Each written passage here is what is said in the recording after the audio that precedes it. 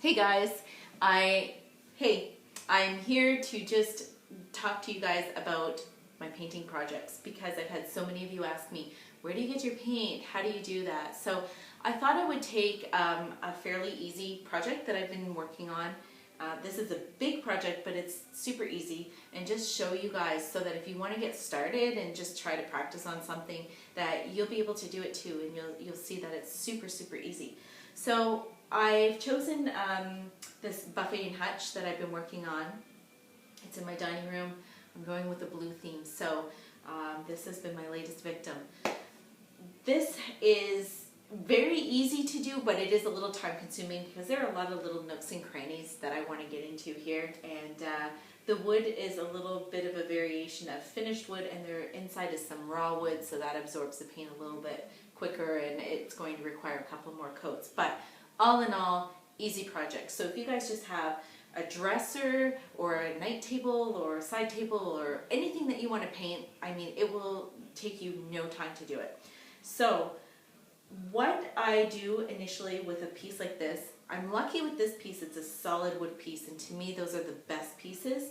But I don't have to buy any additional products to make the paint adhere to my furniture.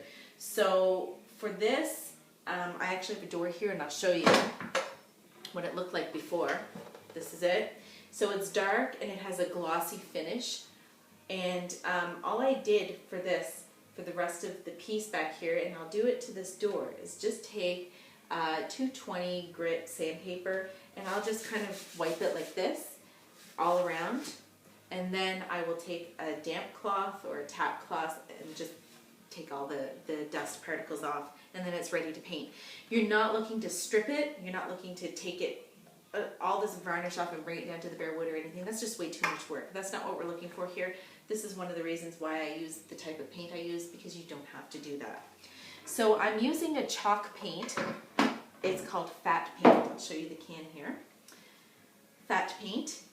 And the nice thing about this type of paint with chalk paint is there's no sanding, there's no priming, it's low VOCs, low odor, and I'm not kidding, people walk in my house all the time because I paint in my dining room all the time. They don't even know that I'm painting. So you can use this in your house, and you don't have to wait for a nice day, so you can open the windows or take your piece outside. You can do it right in your house. This little can goes a long way. So what I'm going to do is I'm going to take my paintbrush here, and I will just dip it in, and I just brush it on. And I'll put my first coat on, I'll let it dry. It dries very quickly, so you don't have to worry about waiting hours or anything. I used to paint with latex paint all the time, and I remember having to wait, and I mean, you really had to let it set and cure before you could put a second or sometimes third coat. This, I'm not kidding, it's just like that. It's done, dry, ready. So you're going to come back and put your second, maybe third coat. I think most pieces will take 1 or 2 coats, but depending on what you're painting over, you may require, an additional coat in there, so 3 coats. When I'm done that, and everything's dry, I'm going to take my sandpaper again, and I'm just going to run it over very quickly like this, just to take out any little bumps or anything that may be in the paint, and just to make sure it has a nice smooth finish. And then again, I'll take either a damp rag or tap cloth, and I usually just run it over just to take any little dust particles off.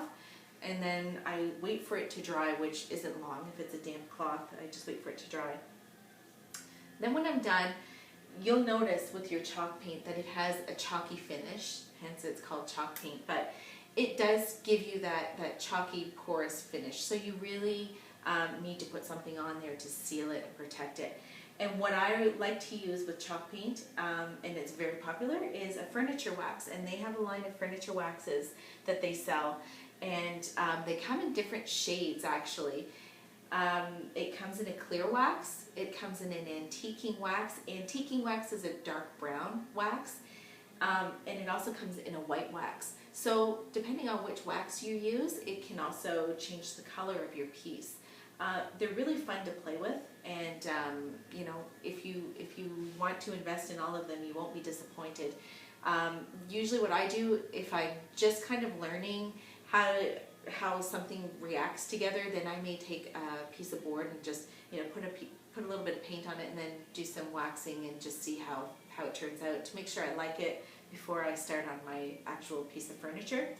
My absolute favorite wax is the antiquing wax. I do probably 99.9% of my projects with antiquing wax. I really like the dark look that it gives. I love the antique look. It's an aged look. And I do a straight up dark wax on my furniture, and a lot of people put the clear wax on first and then they'll do a coat of dark wax. It's a lot easier to manage the dark wax that way, but I just love the look that it gives me when I put it straight on, and it has a patina, and it's the brown and the blue, and I really, really, really like it. But to each their own. You can do straight clear wax and it will give you that nice shine too. It will take away the chalky finish. And since the paint is porous, the wax, it's a soft wax, it goes right into that paint and it hardens and it gives it a nice protective finish, and you can use that piece anywhere, anytime, do whatever you want. It's great. So this is the antiquing wax, and this is a Miss Mustard Seed wax that I have here. See if you can see it closer. I'm not having good luck with that, but anyway, this is the dark wax, so I'll show you that inside. You'll be able to see that it's pretty dark, and it goes on. So I have a waxing brush. It looks sort of like your paintbrush, and you just dip it in, and then you rub it on, and then you're going to take your cloth, a lint-free cloth, and just wipe off the excess. And then you can come back, like I said, and buff it, and it will give it a nice shine too. So when your piece is done, when you're done waxing it, you're ready to start using it right away. It does take some time for this to fully cure, but you can start using it gently right away. I wouldn't be too rough with it. Give it some time to really fully cure, but you can put it to use and put it out, and you don't have to hide it in a corner or anything until it's cured.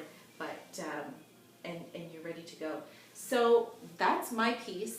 I may do a couple little videos just to show you how easy it is to really put on the paint, because I have a couple more coats to do, and then I'll have to wax the top part and the doors and so forth. But that way you can see it. But hopefully my video gave you a little bit of inspiration and help and that sort of thing, so that it will inspire you to go and do something really fun. The one place you need to go to get all of this stuff is Front Porch Mercantile, and that is over in Riverview. Wendy is the shop owner. She knows everything. She's just kapow, full of knowledge. I mean, she can walk you through the craziest projects, and she's done that with me. So from basic to crazy, she's there for you. She has everything you'll need. She has all the paints, the brushes, the waxes. She has her own pieces for sale. There's lots and lots and lots for you to go see over there. If you're not local and you would like to shop at Wendy's shop, she is online at frontporchmercantile.com, and she does ship everything out, so she can hook you up. You guys are all set, no worries. So again, I hope you liked the video. I hope it was helpful. If you have any questions, call me, text me, email me, send smoke signals, whatever.